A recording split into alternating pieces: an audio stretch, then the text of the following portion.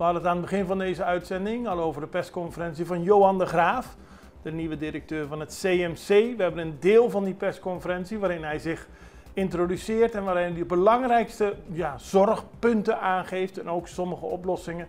En op die manier heeft hij zich geïntroduceerd aan de bevolking van Curaçao. Bom dia, Toerhende. Ik ben Johan de Graaf en sinds april van dit jaar heb ik de eer om de CEO van het Curaçao Medical Center te zijn.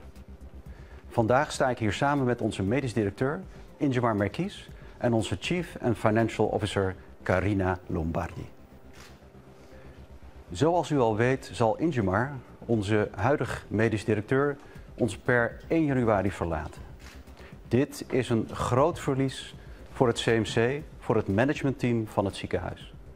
En tegelijkertijd ben ik verheugd dat inmiddels een wervingsproces is gestart om zo snel mogelijk een geschikte opvolger te vinden. En daardoor weten we de continuïteit binnen onze organisatie te waarborgen.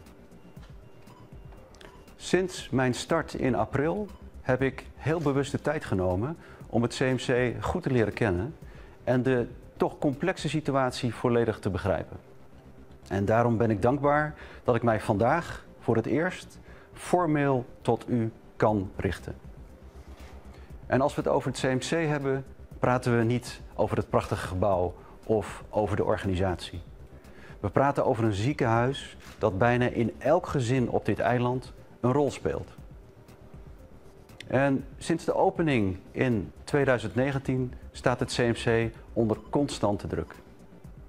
Telkens wanneer we vooruitgang boeken, komen er nieuwe uitdagingen bij. En vandaag willen wij u een helder beeld geven van waar we als ziekenhuis staan.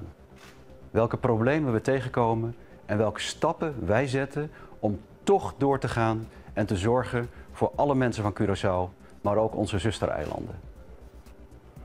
Wij willen ook stilstaan bij de recente berichten op social media. En wij vinden dat die niet altijd volledig of juist zijn. Deze berichten leiden soms ook tot onnodige onrust. En daarom roepen wij op om altijd de informatie die u leest, ziet of hoort te verifiëren via onze officiële communicatiekanalen. Wat gebeurt er in het ziekenhuis? Op sommige afdelingen zijn er nog steeds tekorten. Tekorten aan specialisten, verpleegkundigen. Denk aan radiologie, denk aan spoedeisende hulp, denk aan nefrologie.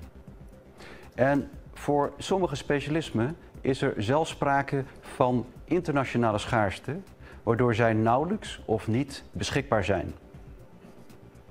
Gelukkig kan ik zeggen dat het op andere afdelingen ook beter gaat. En wat we wel zien is dat de totale productie van zorg onder druk staat.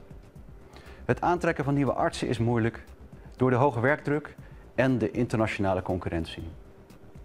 Daarom moeten wij op dit moment veel gebruik maken van artsen die tijdelijk bij ons werken, de zogenaamde waarnemers. We zijn hen dankbaar, maar dit is duur en patiënten missen soms continuïteit van zorg. Een ander punt is de telefonische bereikbaarheid. Dat is een uitdaging. Dat realiseren wij ons goed. En we werken momenteel aan verschillende, ook technische oplossingen. Een ander punt is de spoedeisende hulp. Te vaak zien we daar patiënten die beter bij hun eigen huisarts of bij de huisartsenpost geholpen kunnen worden. Op die manier namelijk blijft de spoedeisende hulp vrij voor echte spoedgevallen, zoals hartaanvallen, beroertes en ongevallen.